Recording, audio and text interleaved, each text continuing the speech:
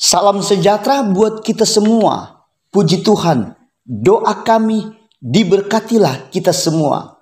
Hari ini kita akan melihat di mana hari-hari ini sebagian orang disibukkan mencari, memburu harta kekayaan, kebesaran, kejayaan, kehormatan, kemasyhuran, keagungan, dan lain-lain. Dan dengan memburu hal-hal tersebut, orang-orang tersebut sampai lupa mencari dan mengumpulkan harta yang di sorga. Padahal di dalam 1 Tawarik pasal 29 ayatnya yang ke-11 berkata, "Ya Tuhan, punyamulah kebesaran dan kejayaan, kehormatan, kemasyhuran dan keagungan, ya segala-galanya yang ada di langit dan di bumi. Ya Tuhan, punyamulah kerajaan dan Engkau yang tertinggi itu melebihi segala-galanya sebagai kepala." Dan semua orang yang sedang mencari, memburunya dengan maksud untuk mendapatkan hal-hal tersebut.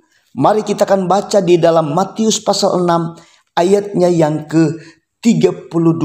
Semua itu dicari bangsa-bangsa yang tidak mengenal Allah. Akan tetapi Bapamu yang di sorga tahu bahwa kamu memerlukan semuanya itu. Padahal tujuan kekristenan kita hidup di dalam dunia ini adalah sorga.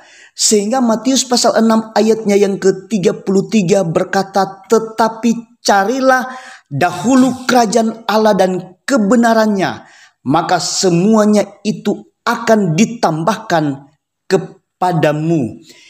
Puji Tuhan, ternyata yang terpenting di dalam hidup kekristenan kita adalah carilah dahulu kerajaan Allah dan kebenarannya, supaya nama kita terdaftar di surga, supaya nama kita tertulis di dalam kitab kehidupan. Injil Lukas pasal 10 ayatnya yang ke-20. "Namun demikian janganlah bersukacita karena roh-roh itu takluk kepadamu, tetapi bersukacitalah karena namamu ada terdaftar di sorga." Puji Tuhan, dan untuk perenungan kita hari ini, sudahkah nama kita terdaftar di sorga? Dan jika nama kita tidak terdaftar di sorga, lalu apa akibatnya nanti? Sebelum kita akan lihat jawabannya, mari kita lihat dulu contoh di dalam kitab Keluaran tentang kisah dari bangsa Israel. Keluaran pasal 32 ayat 30 sampai ayatnya yang ke-33. Ayat-ayat ini menceritakan tentang bangsa Israel yang telah berbuat dosa besar di hadapan Tuhan dengan membuat alat emas untuk mereka sembah. Dan di sana ada Nabi Musa sebagai pemimpin bangsa Israel. Adapun Musa ini naik menghadap Tuhan dan dengan maksud mungkin Musa dapat mengadakan pendamaian karena dosa-dosa mereka.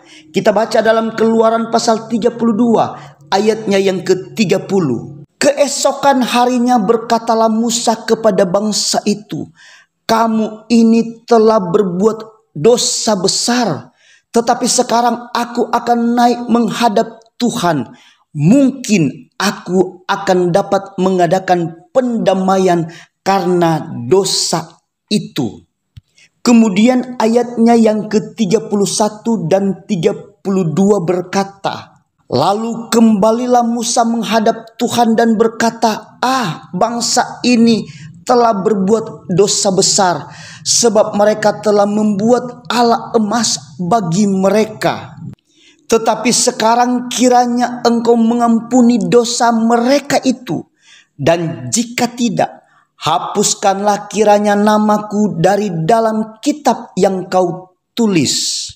Kita garis bawahi kalimat "hapuskanlah kiranya namaku di dalam kitab yang Kau tulis." Kau tulis di sini ditulis dengan huruf K besar, Tuhan.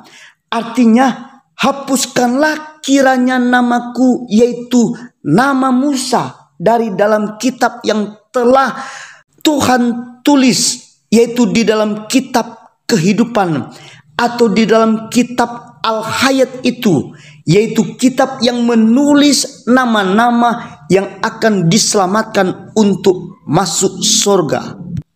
Dan apa jawaban Tuhan atas tawaran Musa di dalam doanya waktu berbicara dengan Tuhan? Ayatnya yang ke-33. Tetapi Tuhan berfirman kepada Musa, siapa yang berdosa kepadaku, nama orang itulah yang akan kuhapuskan dari dalam kitabku. Jadi jawaban Tuhan adalah siapa yang bersalah atau siapa yang berbuat dosa di hadapan Tuhan, maka nama orang itulah yang akan dihapus dalam kitab kehidupan. Jadi jika nama kita sudah dihapus dari kitab kehidupan, itu sama dengan nama kita sudah dihapus atau tidak lagi terdaftar di sorga.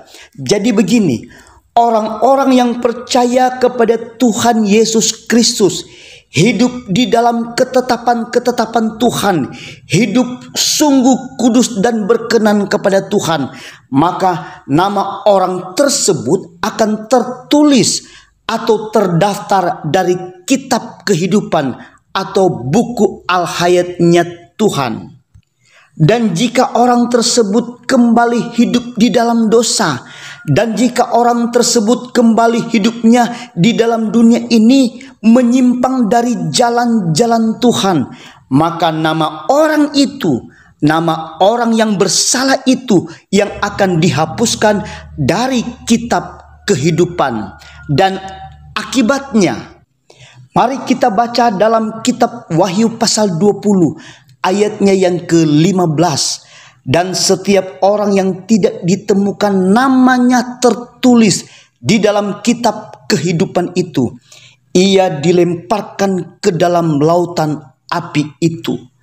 Ada kalimat, dan setiap orang yang tidak ditemukan namanya tertulis di dalam kitab kehidupan itu. Ini artinya nama orang itu ada dicari-cari tetapi tidak ditemukan di dalam kitab kehidupan itu. Firman Tuhan katakan dengan sangat jelas, ia dilemparkan ke dalam lautan api. Jadi apa artinya hidup di dalam dunia ini? Apa artinya dengan harta kekayaan? Apa artinya dengan kebesaran, kejayaan, kehormatan, kemasyuran, keagungan yang kita cari-cari itu, lalu ternyata jiwa kita binasa, ternyata pada akhirnya tidak masuk surga, akan terjadi penyesalan yang luar biasa, menyesal, dan menyesal, tetapi sudah terlambat. Lalu apakah salah orang Kristen jadi orang kaya? Apakah salah orang Kristen punya jabatan, terhormat, berpangkat, dan lain-lain? Tidak salah. Yang salah adalah jika hidup kita hanya berfokus memburu atau mencari harta kekayaan itu, lalu mulai abaikan harta-harta sorgawi, yaitu beribadah kepada Tuhan, persekutuan doa, melayani Tuhan dalam pelayanan, dan lain sebagainya. Itu yang salah dari kita. Akhirnya Tuhan Yesus akan memberkati kita semua. Haleluya. Amin.